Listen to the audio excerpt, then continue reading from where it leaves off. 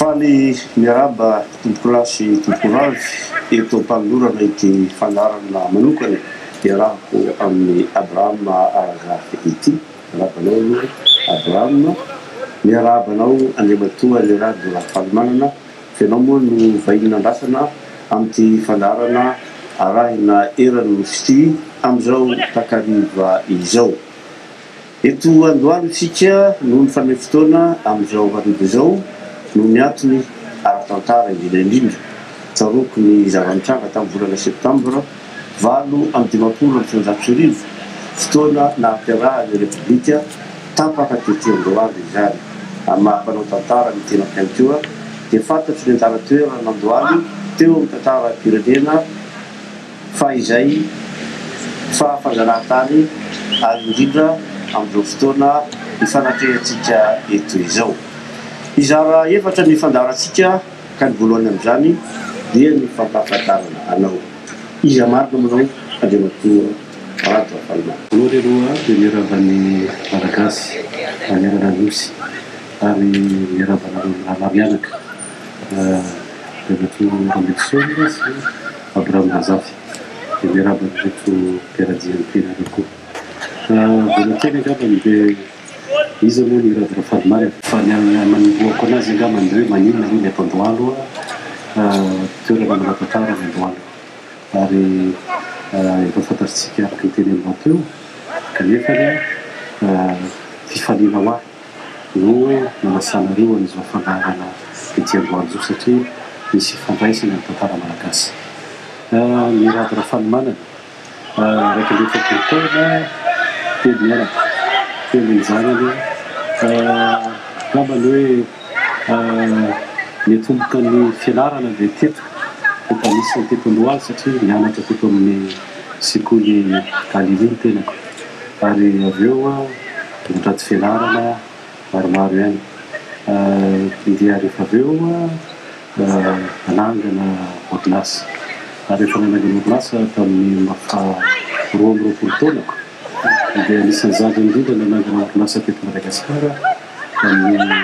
1997. Ino izay orinasa izay? Tamin'izay izy computer center tamin'izay satria ny tenako moa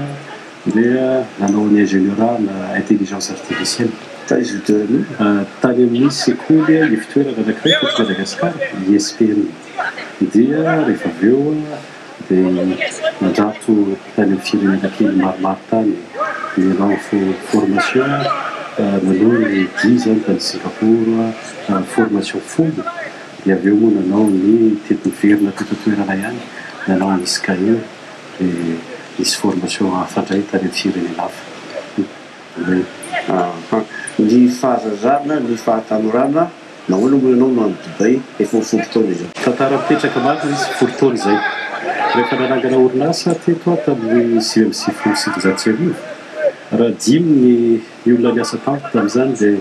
tamin'ny 20 izy lasa vondrona orinasa. Nanana teo amin'ny 200 mahery teo ny olona niasa tamin'ny vondrona izay nitantaniko. Ary rehefa avy eo dia nipaika ho lasa satria izay tokony lalàna tokony lala ny fandrarana dia ny hoe mivelatra amin'ny eran'izao tontolo izao. Ka Dubai tamin'izany dia firenena vao nanomboka ny orona ary misy ny atao hoe karazana plateforme mihitsy ny firenena Dubai ho lasa fandrarana. Dia nanomboka 2008 na 20 teo nanomboka miditra tamin'ny sehatra international na hoe iraisam-pirenena ka lasa nitombo ny asa sahany vondrona orinasa ka nipakatra ny Afrika zany ary nipaka hatrany Eropa atsanana. Izany hoe ny Dubai dia tanàna anankiray misy ny reniny orinasa fa eran'izao tontolo izao no iasana. Dia araka ny teneninao teo hoe folo taona zay no nipetrahana tany tamin'ny novembre 2017 no niverenako ofisialy teto Madagasikara mba satria efa nisy ihany fiverenana tamin'ny 5 taona lasa zay fa tamin'ity dia nanapa-kevitra mihitsy niverina eto ny orinasa mbola mihodina any Dubai zay mindraikitra andreo asy teo satria efa manaratsy mandraika eraky ny fazakana efatra izy akeky zay lasa mirady vetivety ny rava akefa typlasy jasiny tsy maharo namanpesika ny fampitariko ny radrafarinanana mahakasika indrindra ny fampahafantarana anao zay tao anatin'ny volana vitsivitsy misy ny fampahafantarana fa nivadika miova ary voatendry ho maso voa oety Madagasikara ianao afaka zavainao hoe ina ny atolona zay filifilovana zay tany amina mpandraharaha dia lasa mivadika ho diplomate vita raha tsy haitsiro gabany efa nanomboka tamin'ny tena marina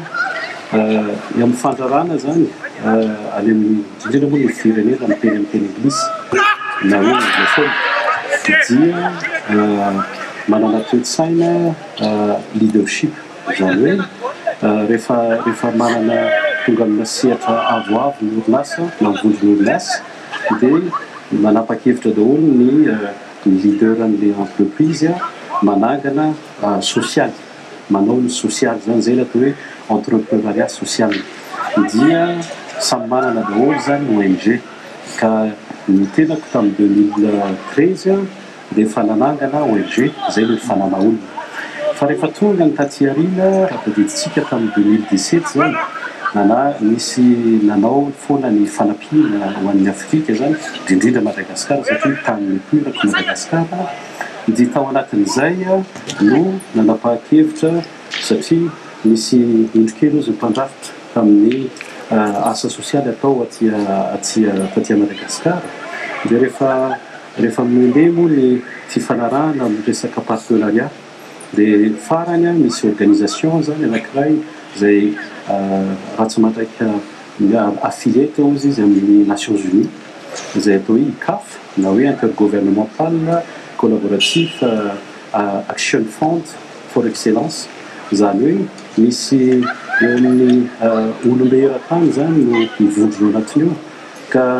ny tenako moa zany dia zay lasa mipetraka anatin'ireo fitokisana dia tao anatin'izay no natonga ny zareo organisation anankiray any New York ny États-Unis nametraka ny tenako ou envoyé spécial de la paix et du développement à l'ICAF aty amin'ny fatra ranomasimbe eny Indiana ary tao anatin'izay no nipetrahany atao hoe ambassadeur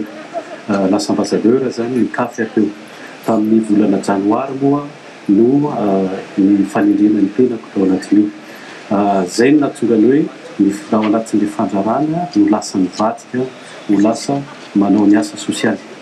io ny ICAF dia misahana bebe kokoa amin'ny resaka fampandrosoana na olona na zay moa le mifandraisanay tsy niara amin'ny teny malagasy dia hoe ny fiarahana-olona ka tao anatin'izay no lasa mitondra an'ilay organisation internationale pro-gouvernementale teto Madagasikara ary zay dia tanatoetra natao an'izy ny fandrarana moa zany dia nakinona taminà mpitantana any Dubai izay nivilatsika amin'ny takan'ny fanarova organisation fa tsidika teo ny resaka Madagasikara ny Madagasikara sy ny Dubai ny metinao tanety ny teny fahatelona sy mpahafantarana manao teo ihany koa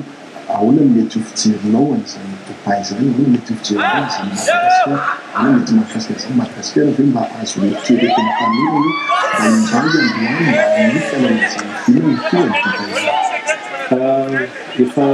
efa imbetsaka ngamba no efa mifampiresahako foana n'izany hoe Dubai ny tiako atongavana dia tonga dia valiko ahitsy Abraham ny Dubai dia tanàna zay nahatra tsy misy pétrole ao tsy misy fambolena ao na ny rano sotroina ary tsy misy ao fa ranomasina dia fasika misy ao fa tamin'ny taona 1994 no nanapa-kevitra mbola nahatra noho ny faty tamin'ny toliary ary ny Dubai tsy sanatria hoe mahatry toliary fa mbola tena nahatra noho ny toliary izy fa zavatra anankiray no nanivany zareo an'ny toe-tsaina dia ny toe-tsaina zay le tao amin'ny teny vahiny hoe changement de paradigme dia nanomboka teo ny fiovandreo ary nanapa-kevitra izy a hifantoka bebe kokoa any amin'ny atao hoe toe-karena zany hoe ny safidy a ilay olombelona ao a Dubai zay miraty zany a zay vitsy anisy izy hoe andao Dubai ho atao hub na hoe sehatra ny fanakalozana ny resaka arabarotra eto tany dia natao izy a ny zavatra natao dia tsotra na tsongoly manam-pahaizana eran-tany mipetraka atao Dubai zay mampatonga ny hoe raha ny Dubai a tsy ny tompo-tany no maro anisy vitsy anisy izy eo amin'ny 800 ny tompo-tany fa 147 nationalité ny ao Dubai tsy izay nefa no mamaika tsika ty Madagasikara fa ny amiko le hoe 10 taona no nananganana ny Dubai dia tonga dia lasa firenena anisan'ny manan-karena indrindra eto tany anisan'ny tsara indrindra eto tany ary ny zavatra anankiray dia zao tsy misy mahaatra intsony any Dubai na anankiray fa lasa miteny vahiny par accident milliardaire daholo le tompo-tany any apetraka sady ny fanontaniana mahakasika ny lalàna tamin'ny farany toa kely ny fitsarana hafa momba nalam-panorenana mahakasika ny ZTS sy ny afaka horesanao mahakasika an'izay rehefa avy eo mety ho afaka ekeny malagasy ve raha ohatra ka izay ny idéal tany Dubai ka hoe ny maro anisy indray vahiny mipetraka eto Madagasikara fantatao tsara sarotiny izay tany izany ary nisan'ny tena mahasarotiny amin'ny razany sy ohatran'izany eto Madagasikara nisan'ny teraka olana maro be teto Madagasikara raha ohatra ka izay sary izay mitondra anao Madagasikara sy Dubai tsara fipetraka mihitsy ny fanontaniana satria tsy modèle ny Dubai akory no hoe tsara hoentina aty Madagasikara ny système ny Dubai dia tsy misy ZDS zany hoe manino izy no le tompo-tany any manino izy afaka ny fe an'ireo vahiny tonga atao Dubai satria alohany etsony an'ilay vahiny dia nametraka le izy ny maha izy azy zay le hoe emirati anazy zay aloha anankiray faharoa ny fanaraka lay reo tompo-tany hoe zao any ataotsika etsy amin'ity sehatra tia eto any vahiny ny afaka manao raha miteny vahiny izy dia hoe investissement fa ny akoatran'izay amin'ny lalàna any ohatra dia zao ny orinasa rehetrarehetra ny Dubai dia tsy maintsy raiky amin'ny 50 isan-jato amin'ny tompo-tany nanana an'izany tsika teto Madagasikara ary tokony averina zany satria maninona moa ny vahiny manaiky rehefa ny Dubai fa manina izy lasa tsy manaiky izy aty amin'ny tany amaliko indray amin'ilay resaka hoe sarotiny malagasy sarotiny ohatry tsika kory zareo Dubai na le Emirati any amin'ny tany zay mampatonga hoe any Dubai tsy misy vahiny na anankiray afaka mividy tany fa ny tany dia ny tompo-tany fa ny lalàna napetraka ry zareo zay natsony ny anglisy na ny UK zay nanao namolavola lalàna ahafahany tantara sy mba manana confiance na hoe fitokisana hiasa ao Dubai dia mipetraka zay zavatra tena napetraka Dubai ary zay zavatra lesona azy tsoahany dia ny voalohany aloha ny lalàna aloha fiarovana n'ilay tompo-tany faharoa ny lalàna zay fiarovana le fandrarana ao amin'ny toerana zay lasa misy zany misy karazana ohatran'ny hoe mazava tsara mihitsy zany eto ny tompo-tany satria ny gouvernement ny zareo dia manana mihitsy ny ministera mitokana ny sahana manokana ny tompo-tany zany hoe ny lalàna ny fiarovana ny tompo-tany zany aloha ny zava-dehibe voalohany napetra mihitsy aloha le rafitra ary ny rafitra io no avy eo no tsy maintsy ekeny izay vahiny ho avy eo fa tsy hoe rehefa tonga ny vahiny dia vaina ny lalàna izay mampatonga hoe rehefa tena nandeha ny Dubai dia arakadidinareo ngamba ny occidentaux mbola tsy dia mino any Dubai satria zadiny fa tiers-monde Dubai taloha dia rehefa nanomboka niova mivelatra amin'izay izy dia teo nahitana hoe misy tombontsoa iraisana izay le atao hoe misy zany karazana hoe samy miara-miaina fa mahazo ny tombontsoa satria raha ny momba ny Madagasikara tsika tsy afaka nidy any Madagasikara ilay tsika ny miara-miasa ny anjelana kanefa mila aloha anankiray fiarovana zay ny itsokako an'ilay programa anankiray hoe vatoeka zay nentin'ny ray aman-drenitsika kolonela tsy mandrava fahiny zay ahafahana miaro aloha ny somombona ny malagasy ary rehefa mipetraka zay a zay itovizana amin'ny Dubai zay rehefa tafapetraka zay a dia tonga dia mahafantatra ny vahiny hoe zao zany azo atao eto Madagasikara, zao ny mety eto Madagasikara, dia misy lalàna indray zany napetraka zareo Dubai hoe zay rehetrarehetra mandrara ao Dubai a dia tsy misy etra zany tsisy etra tsy mietra zany tsy misy fa ny etra kosany dia ny azy tonga dia hoe raha nangana orinasa zao Abrahama any Dubai a dia mitady olombelona ray mananakara-panondro tompotany ianao dia iny tsy maintsy ampianao zay ny lalàna amin'ny Dubai zay rehefa hoe sponsorine dia lasa petraka misotro dite fotsiny miasa amin'ilay tompotany fa rehefa avy eo a miroborobo le orinasa amin'ilay vahiny a zay tsy maintsy manaraka ny lalàna iainana hiditra amin'le ZES angamba lozy zareo hoe mety izy efa nataon'ny HEC amiko a azo atao daholo na resaka fomba hitondrana amin'ny fampifetsoana ny vahiny fa ny hoe amena autonomie totale ny vahiny eto Madagasikara zay ngamba ny tsy mety ka amiko ngamba ny raha miteny vahiny izy dia tsy haiko na hoe imprudence na tsy fahalalana amina resaka fampiarana ny lalàna satria be da be ny firenena nanao ZES ohatra ny maromaro ny firenena amin'ireo Europa tsy nanan'ireo fa tsy nety daholo le izy ary zay no mampatonga ny hoe ny zavatra tsara indrindra ohatra ny hoe raha izany mitondra vahaolana aingana be dia ezahanareo avadika atao ohatra zay free zone na hoe free zone zany misy zone ray fa tsy spécial le izy malalaka zany etra ao anatiny ahafahana mametraka an'ilay fandrarana ny resaka momba ny fokon'olona sy ny vatoeka anao atao fianarantsoa tamin'ny dianao farany isika nanomana zao fifanatreana zao dia narosona